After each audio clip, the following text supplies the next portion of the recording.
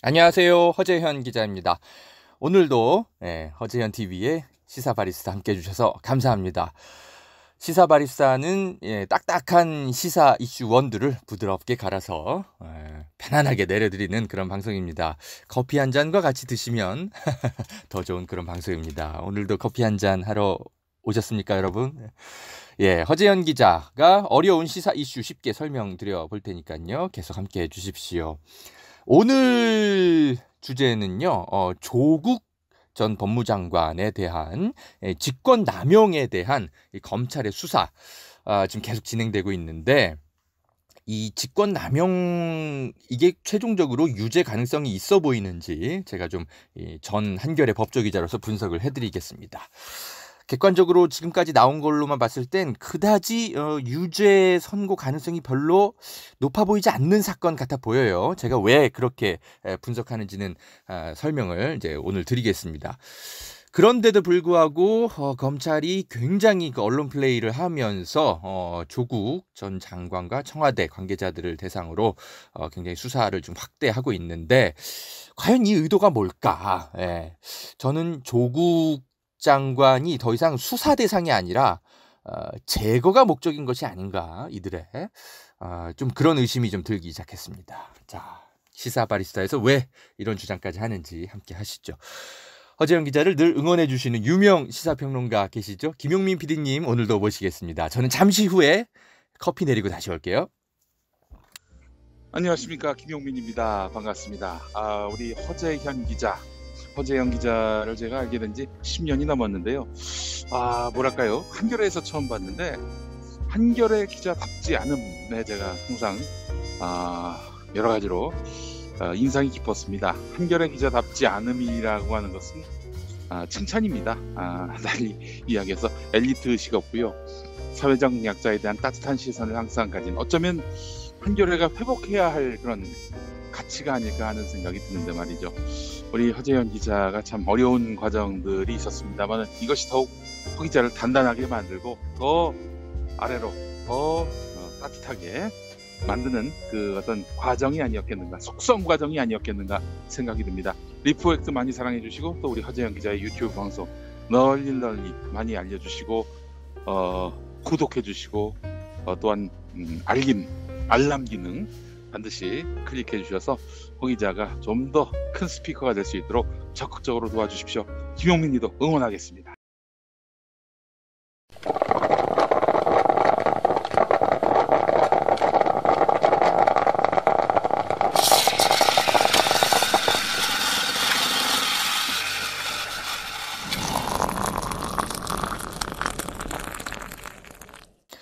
시사 바리스타 함께하고 계십니다. 지금 조국 전 법무부 장관이 유재수 전 부산시 경제부시장의 비위를 알면서도 감찰을 무마했다, 지금 이런 지금 의혹을 받고 있죠. 그래서 검찰의 수사를 받고 있고, 검찰에 출석해서 상세히 진술까지 하면서 반박하고 있는 것으로 지금 알려지고 있습니다. 구체적인 거는 사실 법원에 가서 판단해 봐야 됩니다. 그래서 좀 판단은 일단은 좀 유보할 필요가 있는데, 이 의혹에 대해서는. 그러나 지금까지 드러난 여러 이제 언론 보도와 청와대 해명, 그리고 관계자들의 반박 이런 것들을 보면 어느 정도 좀 밑그림은 좀 그릴 수 있어요. 이건 일종의 좀 법조 기자의 감각 같은 건데, 서당계 3년이면 풍어를 읊는다고. 네, 일종의 좀 좀 약간의 법적인 감각 같은 것들이 생깁니다. 법조 기자 생활을 좀 해보면. 근데 지금 현재 그 조국 전 장관의 이 직권남용 혐의, 이 부분은 현재 지금 유죄다 이렇게 좀 단정하기가 굉장히 좀 모호한 부분들이 매우 많아요. 아니, 사실상 유죄 가능성이 저는 좀 많이 떨어져 보입니다. 그래서 이런 부분들을 제가 좀 짚어드릴 필요는 있는 것 같아요. 그래서 오늘 이렇게 제가 법조 기자로서 여러분에게 쉽게 설명을 드릴 텐데, 이게 많은 유튜버들이 사실 법에 대한 어떤 지식이라든지 이런 것들이 좀 부족한 상태에서 약간의 좀 뇌피셜로 좀 주장하는 것들이 좀 많더라고요. 허재현 기자의 방송을 들으시면 좀 정확하게 판단을 좀 하실 수가 있을 겁니다. 자, 일단 지금 조국 전 장관이 받고 있는 이 직권남용이란 범죄 이 혐의 이게 지금 정확히 뭐냐 뭐 약간 이제 그런 것부터 좀 설명을 드릴게요. 직권의 남용 뭐 그러니까 공무원이 자신이 해야 될 이제 법적인 그 어떤 그 직무 집행 뭐 이런 것들이 있겠죠. 그런데 이게 정당한 권한 내에서만 이런 그 행사를 하라. 이렇게 이제 법으로 정해놓은 게 있습니다. 그런데 이것을 넘어서게 되면 이제 직권남용의 이제 판단을 하게 되는 거죠. 그래서 이 직권남용 권리행사 방해죄는 이 공무원이 직권을 남용해서 이제 뭐 부하 직원이라든지 뭐 이런 사람들 타인에게 의무 없는 일을 시키거나 타인의 권리를 방해할 때 적용된다 하면서 형법상 5년 이하의 징역, 10년 이하의 자격정지 뭐 이렇게 처하게 하고 있습니다. 그러니까 이 타인이라는 거는 지금 현재 조국 전 장관 사건 같은 경우는 이 박형철 비서관 이 사람은 이제 유재수에 대해서 막 감찰을 막 하려고 했는데 못하게 막혔다 이런 주장을 하고 있죠. 그 타인이라는 거는 여기서 이제 박형철이 되겠죠. 이 박형철이 이 감찰을 하는 거를 방해한 것이 과연 조국 전 장관이 과연 한 게 맞느냐. 만약에 그랬다면 직권남용 뭐 이렇게 이제 판단이 될 텐데 여러 가지 상황상 이게 지금 입증되기가 굉장히 좀 어려워 보입니다. 자, 직권남용이란 지금 이 범죄, 이 혐의가 이게 우리 사회에 등장한 지가 좀 얼마 안 됐어요. 그래서 이게 판단하기가 되게 애매한 죄입니다. 그래서 판사마다 좀 생각도 다 다르고 그렇기 때문에 이 단정적으로 보도해서는 안 되는 그런 범죄입니다. 그런데 지금 여러 지금 법조 기사들이 굉장히 단정적으로 보도들이 나오고 있죠. 마치 조 전 장관이 진짜 직권남용을 한 것처럼. 이 박근혜 정부 때 이 국정농단 사건이 있었잖아요. 그때 직권남용 이 범죄 혐의로 기소된 사람이 26명이 있었어요.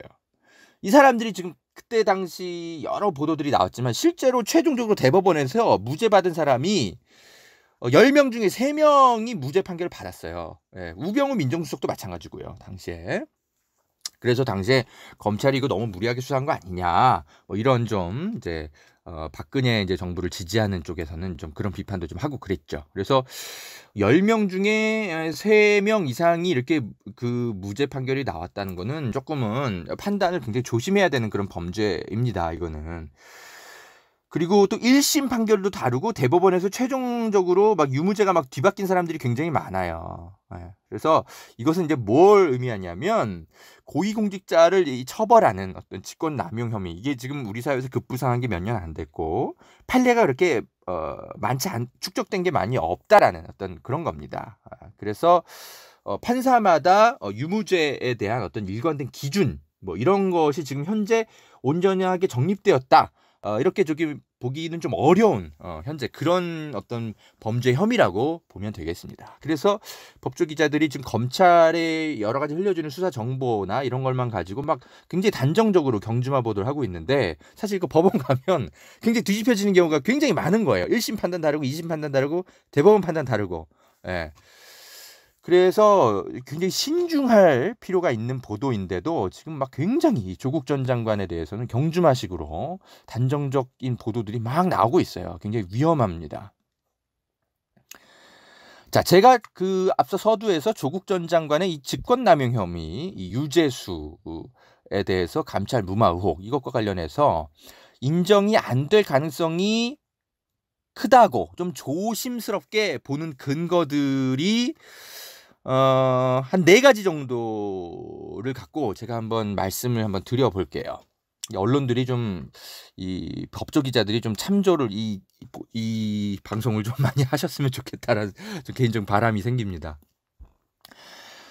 제가 왜 이렇게 판단하냐면 첫 번째 근거는 이 김용판 사건입니다. 김용판 사건.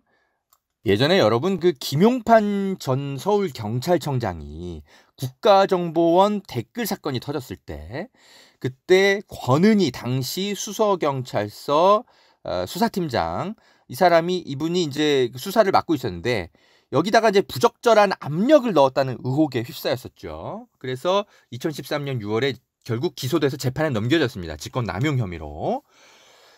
그런데 이때 이 김용판 전 서울경찰청장 최종적으로 무죄 나왔습니다. 왜 무죄 나왔냐? 권은희 당시 수서경찰서 이 수사과장이 내가 김용판한테 전화를 받았다. 그래서 압력을 받았다. 이런 증언을 했는데 수사 무마 의혹, 어떤 외압 뭐 이런 걸 받았다라고 증언을 했는데 이 법원에서 이 수사과장의 얘기만 가지고는 이거를 좀 김용판이 압력을 행사했다. 이렇게 보기는 어려워. 그래서 무죄. 최종적으로 그렇게 나온 겁니다. 자, 여러분. 이런 판단이 드실 수 있을 거예요. 아니, 본인이 외압을 받았다고 이렇게 증언까지 했는데 어떻게 무죄야? 김용판이 어떻게 무죄야? 이렇게 생각이 들 수 있죠. 네. 그런데 법원에서는 말이죠. 판사들은 판단할 때 이런 게 있습니다. 제가 지난번 방송에도 말씀드렸는데 일종의 좀 49대 51 이론이라고 제가 좀 쉽게 설명을 드릴게요. 여러 가지 정황상 좀 그 의심되는 게 정황이 한 49% 정도 입증이 됐다고 해봐요. 그런데 그래도 조금 아리까리한 게 한 51% 정도가 돼요. 그러면 판사는 판단을 합니다. 이 50%의 문턱을 넘지 못하네. 그러면 합리적 의심을 배제할 정도로 이게 입증됐다고 보기 어려워. 이게 지금 판결문에 항상 등장하는 관용적 어구에 가깝습니다. 그런 이제 문장을 쓰면서 이거를 이제 무죄를 때리는 경우가 굉장히 많습니다. 그래서 이 합리적 의심을 배제할 정도로 충분히 입증되지 않으면 어떤 증언 하나만 가지고는 유죄 이렇게 판단을 안 하는 겁니다. 이 김용판 사건도 이렇게 해서 무죄가 나온 거예요. 예전에 홍준표 전 한나라당 대표, 자유한국당 대표죠. 성완종 씨한테 뭐 돈을 받았네 마네 이제 굉장히 이제 말이 많았잖아요. 그래서 결국 재판에 넘겨졌죠. 그리고 성완종의 부탁을 받고 심부름해서 내가 홍준표한테 돈 직접 갖다 줬다. 뭐 이런 사람까지 실제로 있었는데도 결국 무죄가 나왔죠. 왜 그래요? 그 사람 증언 하나만 가지고는 홍준표가 돈을 받았다고 합리적 의심을 배제할 정도로 입증됐다고 보기 어려워. 이렇게 해서 결국 무죄가 나온 거거든요. 그래서 여러분, 어떤 사람의 증언은 굉장히 가치 있게 재판정에서 증거로 채택돼서 이제 심리가 진행되죠. 그런데 그거 하나만 가지고는 웬만해서는 유죄 입증이 잘 안 됩니다. 그런데 지금 이 조국 전 장관 사건으로 돌아가 보죠. 박형철의 주장 말고는 박형철 이 비서관의 이 주장 말고는 내가 이 조국 전 장관한테 당시에 조국 이제 민정수석이죠. 전화 받고 감찰 중단했다. 이런 주장 외에는 지금 나온 게 없어요. 그리고 가만히 제가 이제 언론 보도를 보는데 이제 기자의 감각으로 감찰 중단을 조국 당시 민정수석이 지시했다. 이렇게 확정적으로 보도가 나오는 게 아니고 감찰 중단을 지시했다는 취지의 진술을 한 것으로 알려졌다. 이렇게 나오고 있어요. 자, 이걸 가만히 여러분 보세요. 취지라는 말을 잘 보셔야 됩니다. 이거는 언론들이 어떤 때 쓰는 단어냐면 정확하게 확인이 안 됐을 때 쓰는 단어입니다. 그러니까 진술이 좀 명확하지 않거나 뭔가 이 박형철이 비슷한 취지의 어떤 얘기를 한 것 같긴 한데 똑 떨어지게 조 전 장관이 이거 감찰 중단해 이런 표현을 안 썼을 가능성이 매우 큰 겁니다. 그러니까 이 취지라는 말이 굉장히 애매모호할 때 기자들이 좀 쓰는 단어 중에 하나예요. 근데 일반 독자들은 이런 진술을 한 것처럼 마치 받아들이죠. 그런데 이게 법정에 가면 이런 취지의 진술은 탄핵되는 경우가 굉장히 많습니다. 아까도 말씀드렸지만 판사는 합리적 의심을 배제할 정도로 입증돼야만 이걸 유죄 판단을 하거든요. 그래서 어떤 증인이 나와가지고 이런 취지로 진술했다고 해서 이게 유죄의 증거로 이렇게 최종적으로 그게 이제 작용되는 경우가 많지 않습니다. 왜냐? 듣는 사람이 오해할 수도 있는 거잖아요. 누군가의 지시를. 그러니까 김용판 씨 사건에서도 권은희 수사과장이 그냥 김용판은 그냥 단순하게 뭐랄까 그때 댓글 사건 열심히 잘 수사에 격려하는 취지였다라고 주장을 하고 권은희 씨 당시 수사과장은 그건 압력이나 다름없었다라고 느꼈다는 거 아니에요. 근데 오해다. 김용판은 계속 그런 주장을 한 거잖아요. 그러니까 마찬가지예요. 이 박형철 씨도 조국 수석의 당시의 전화 통화를 오해했을 가능성도 있는 거예요. 판사는 그 양쪽의 가능성을 함께 보는 사람인 거거든요. 그래서 오해할 가능성과 아니면 진짜 지시했을 가능성이 둘 다 팽팽히 맞설 때는, 그렇다면 다른 입증할 만한 증거, 직권남용을 입증할 만한 증거가 이제 확보가 돼야 되는데, 그것을 검찰이 얼마나 제시하느냐가 결정적으로 이제 판단의 기준이 달라질 텐데, 판사가.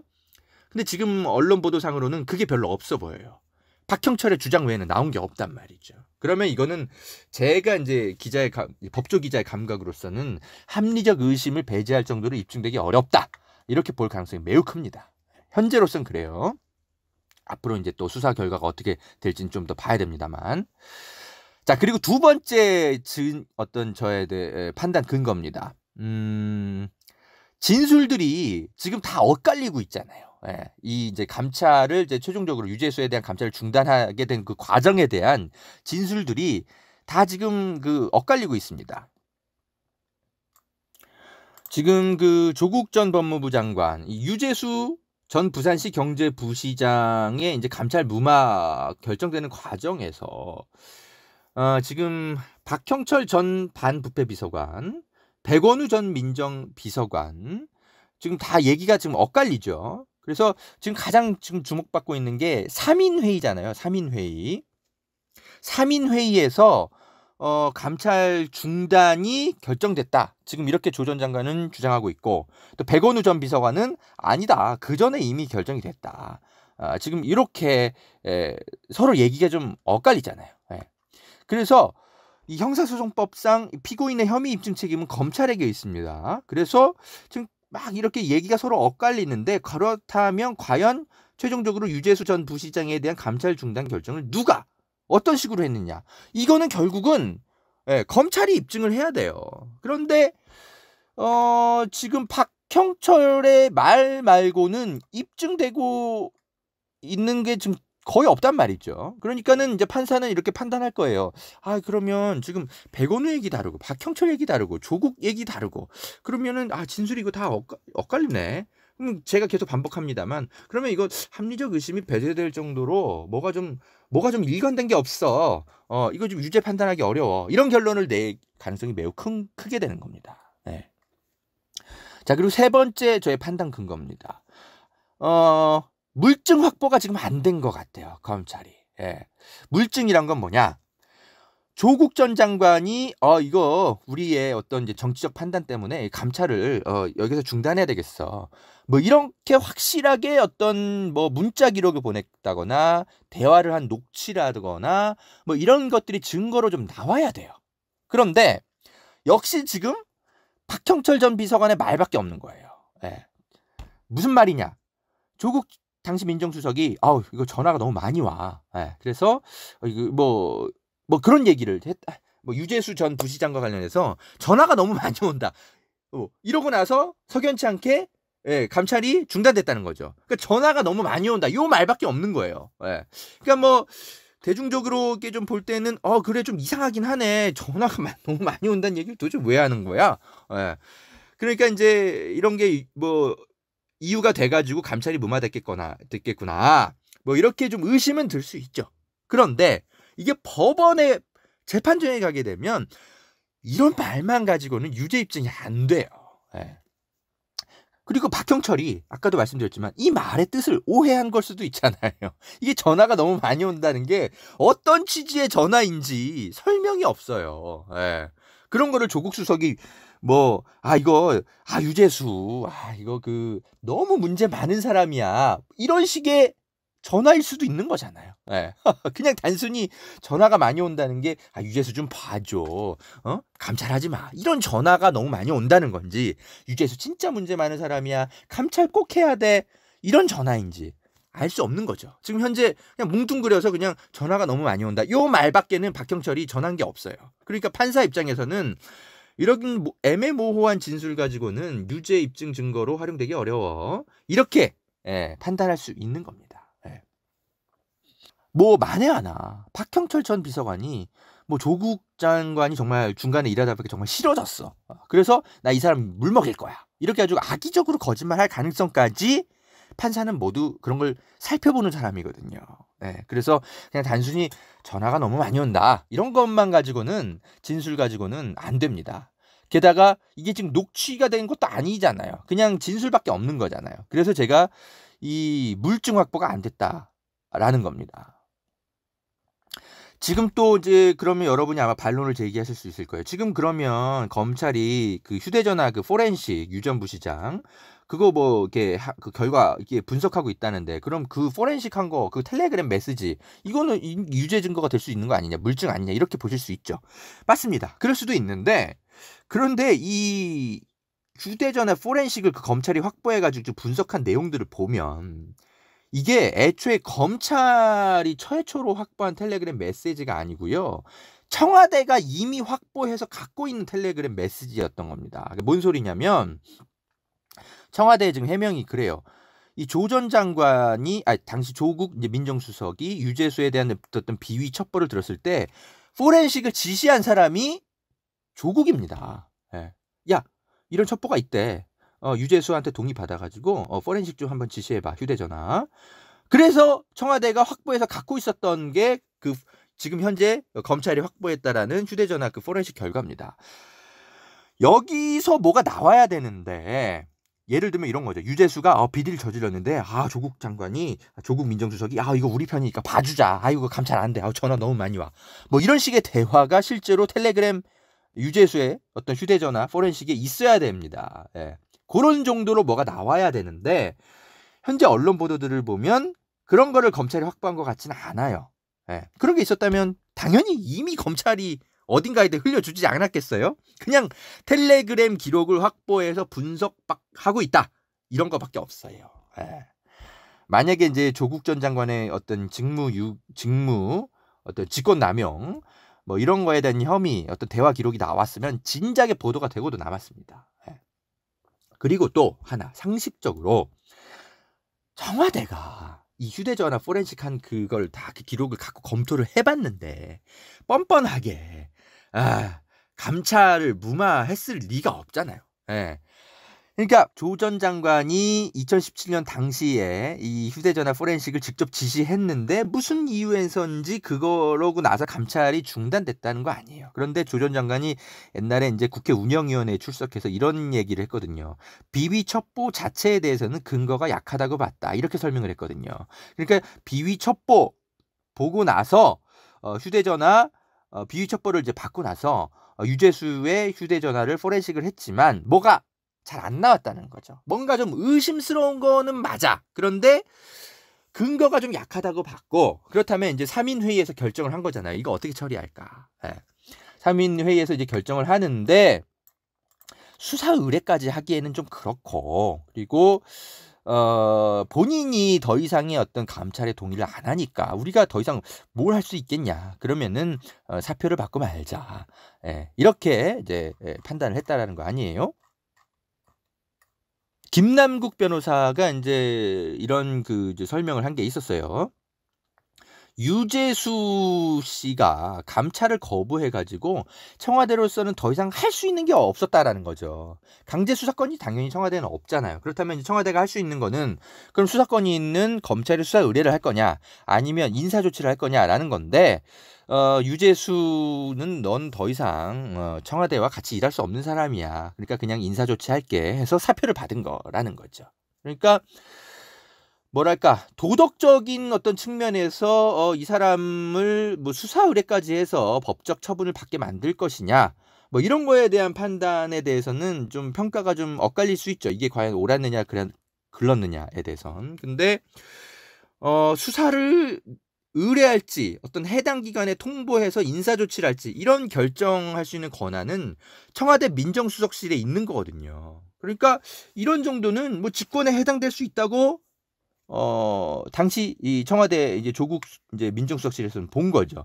이런 종합적인 것들을 판사는 좀 판단을 할 수밖에 없습니다. 예. 그래서 이것을 단정적으로 야 이거 니들이 할 일 제대로 안 했네. 도덕적인 비판은 가능하지만 그렇다고 해서 이거 니네 범죄야 유죄야 이렇게 보기는 좀 모호한 측면이 있는 거예요. 예.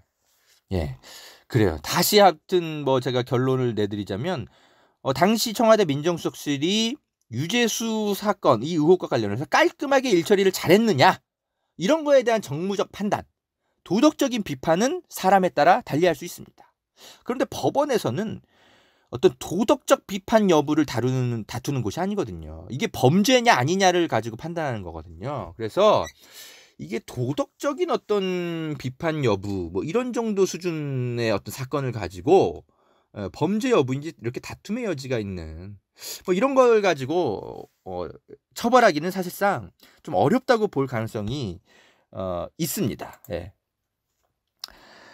자, 제가 총 한 4가지 정도의 근거를 가지고 조국 전 장관이 설사 직권남용으로 기소가 돼서 재판에 넘겨지더라도 무죄 판결이 날 가능성에 대해서 좀 조심스럽게 판단하는 이유를 좀 설명을 좀 드렸습니다. 자, 그렇다면 여러분 좀 궁금해지는 게 있을 거예요. 도대체 검찰은 이걸 과연 판단을 안 하고 있을까요? 예. 얘네들이 바보가 아닌데 이런 정도 판단을 못 하겠어요. 그렇다면 조국 장관에 대해서 왜 이렇게 흠집내기식의 수사를 계속하면서 언론에 이걸 흘릴까? 이게 이제 궁금해지죠. 네. 그래서 저는 이런 판단까지 지금 좀 의심을 하기 시작했습니다. 조국 전 장관이 과연 수사 대상이었을까? 네. 제거 대상 아닌지. 수사 대상, 애초에 수사가 목적이 아니라 제거가 목적이 아닌지, 이런 의심을 저는 조금씩 하기 시작했습니다. 자, 이거에 대해서는 조금 쉬었다가 가시죠. 커피 많이 식었네요. 예, 커피 물 좀 다시 내리고 오겠습니다.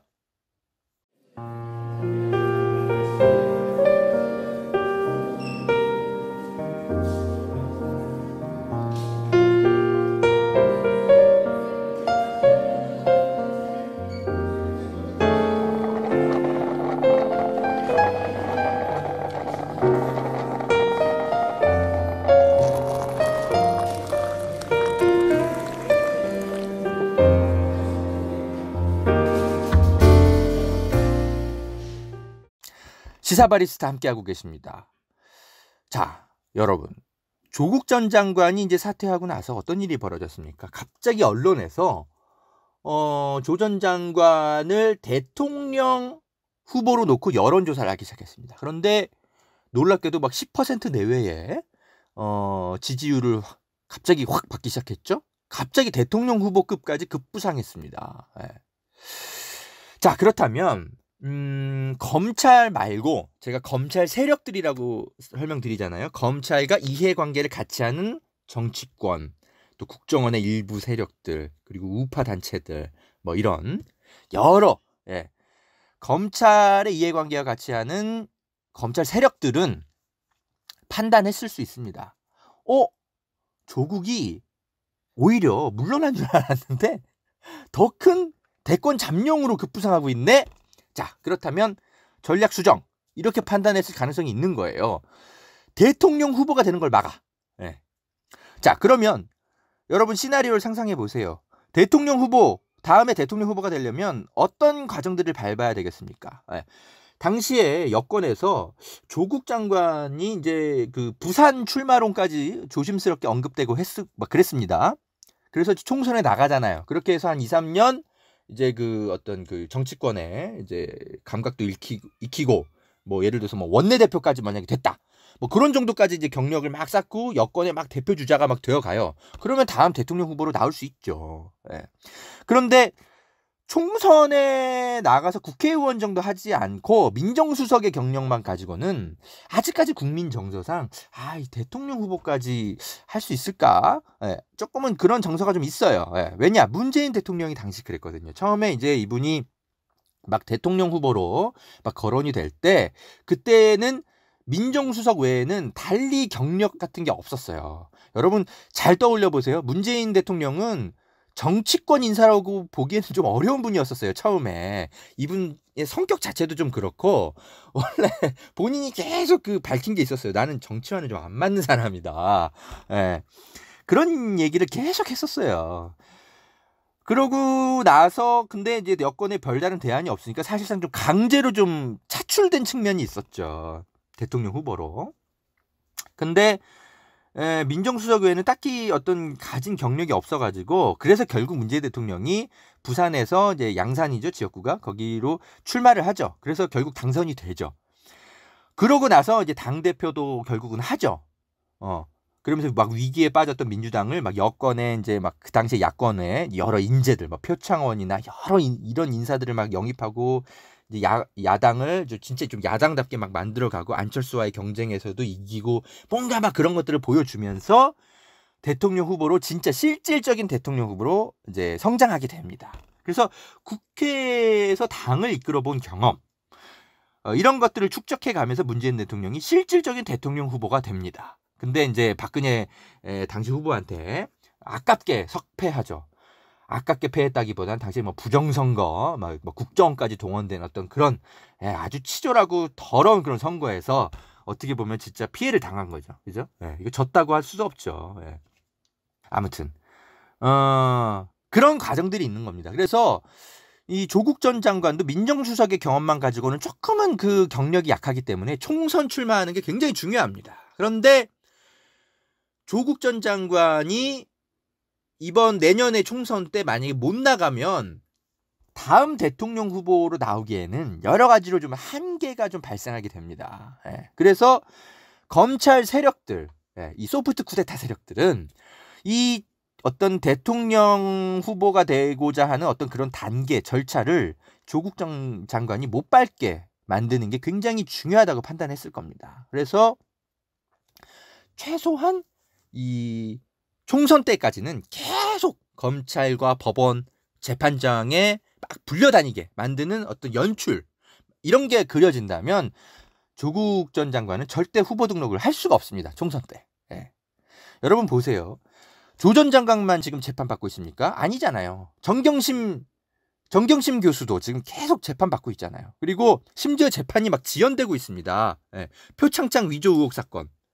이거 지금 검찰이 이 변호인 쪽에 증거자료 이런 거 막 안 주고 이래가지고 판사가 막 허송세월 왜 하게 만드냐라는 이 허송세월이라는 단어까지 감정적 단어까지 쓸 정도로 검찰이 계속 재판을 뭔가 좀 계속 지연시키는 전략을 취하고 있는 것처럼 지금 보이죠. 그런 비판을 받고 있는데 그러면 여러분 이거 이 총선 직전까지도 이 정경심 관련 재판은 하나도 결론이 안 날 가능성이 커요. 그러면 어떤 그림이 예상되겠습니까? 3월 말, 뭐 4월 초까지 계속 재판정에 조 전 장관 부부가 계속 서는 모습이 이 언론의 이제 사진 앞에 서게 되는 모습들이 계속 나옵니다. 그런 상황에서 어떻게 그 후보 출마를 하겠습니까? 여론의 역풍을 우려해서라도 공천을 줄 수가 없어요. 민주당에서. 그러면 어떻게 되겠습니까? 당연히 조 전 장관은 대권 후보로 성장하는 데에 큰 타격을 받게 되는 거죠. 물론 뭐 나중에 이제 최종적으로 무죄 판결 받고 나중에 뭐 보궐선거라든지 뭐 이런 게 뭐 이렇게 출마하면 모를까. 근데 부산에서 뭐 보궐선거가 발생한다는 뭐 어떤 뭐 그런 그런 게 어디 있습니까? 장담을 누가 해요? 그죠? 그러면은 차기 대통령 후보는 물 건너가는 거고 차차기로 이제 물러가게 되는 건데 그건 정말 알 수 없는 미래인 거죠. 그죠? 그래서 저는 요즘 이런 생각까지도 긴장해서 경계해야 된다라고 생각이 드는 겁니다. 이건 뭐 기자로서 어떤 판단한다기보단 뭐 시사평론가로서의 어떤 감각이라고 해야 될까요? 기자는 어떤 증거가 없이는 설명할 수 없는 직업인의 윤리를 가진 사람이라 제가 뭐 이거는 기자로서의 입장이라기보단 그냥 뭐 시사평론의 뭐 그런 정도로 한번 들어주십시오. 검찰 세력들은 말이죠. 사실상 애초부터 조국의 수사가 지금 현재 목표가 아닐 수 있습니다. 조국의 제거라는 이 정치적 성장 이런 것을 숨통을 끊어놓는 이 조국 제거라는 어떤 큰 밑그림 속에서 지금 이 모든 것들이 진행되고 있는 거 아닌가. 긴장해서 살펴봐야 됩니다. 제가 이 사람들의 어떤 그 의도에 대해서 약간은 좀 음모론 비슷하게까지 제가 생각하는 이유는 번번이 당해온 게 있기 때문에 그렇습니다. 이 사람들은 민주사회에서 절대 넘지 말아야 될 어떤 선을 걔네들은 계속 넘나들면서 온갖 정말 빤스 벗고 다 뛰는 사람들입니다. 자기들의 목적을 위해선 뭘 했습니까, 여러분? 예, 국가기관 동원해서 대통령 부정선거 일으켰잖아요. 그죠? 최근에는 국방부까지 동원해서 내라는 뭐까지 진행했던 것이 지금 증거들이 막 나오고 있잖아요. 간첩도 막 증거 조작해가지고 막 만들어내는 사람들입니다. 당시 막 박원순 서울시장이 막 굉장히 정책적으로 커가니까 타격 주기 위해서. 그랬을 가능성이 매우 크잖아요. 그리고 또 뭐 있었죠? 굉장히 많습니다. 통합진보당 막 해산시켜 버렸잖아요. 민주주의 사회에서 막 이런 일이 막 벌어집니다.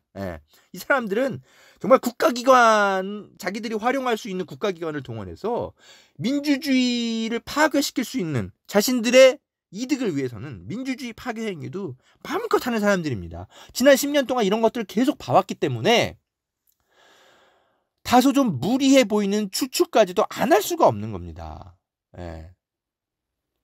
긴장해야 됩니다. 기자들이. 자, 오늘 시사바리스타에서는 법조 기자로서, 제가 전 한겨레 법조 기자로서 여러 법원의 판례와 어떤 수사 관행들 이런 것들을 좀 기초적으로 해서 조국 전 장관의 직권 남용 혐의 사건, 과연 이것이 얼마나 유죄 판단의 가능성이 있는지를 제가 분석해 드렸습니다. 이렇게 좀 유죄 판단하기가 좀 애매해 보이고, 또는 나아가서 유죄가 인정되기 어려워 보이는, 그리고 조심스럽게 좀 어려워 보인다고 좀 추측할 수밖에 없는 이 사건을 검찰이 왜 이렇게까지 이잡듯이 수사하고 언론에 관련 사실들을 계속 수사 기밀들을 막 유출하고 할까요? 자, 그거에 대한 의도는 조국 수사가 아니라 조국 제거라는 큰 밑그림이 있는 거 아니냐, 긴장하자, 이런 취지 설명을 좀 드려봅니다. 시사바리스타 함께 해주셔서 감사합니다. 이 방송이 나가고 나면 허재현TV 구독자 수가 2만 명을 돌파할 것 같습니다. 너무너무 감사합니다. 자, 구독자 5만까지 열심히 허재현 기자 발로 뛰겠습니다. 방송이 마음에 드셨다면 좋아요와 구독 버튼 눌러주시고요. 주변에도 많이 좀 홍보해 주시기 바랍니다. 그리고 시사바리스타 이 프로그램은 제가 제작비를 직접 들여가지고 방송하고 있는 방송입니다. 현재 아직까지는 유튜브 쪽으로부터 제가 어떤 수익을 받고 있지 못해요. 그래서 현재로서는 제 사비를 좀 지출하고 있는데, 여력이 되시는 분들은 후원도 좀 많이 해주시면 제가 더 질 좋은 방송을 준비할 수 있을 것 같습니다. 감기 조심하시고요. 저는 다음 방송에서 또 뵙겠습니다. 여러분 안녕.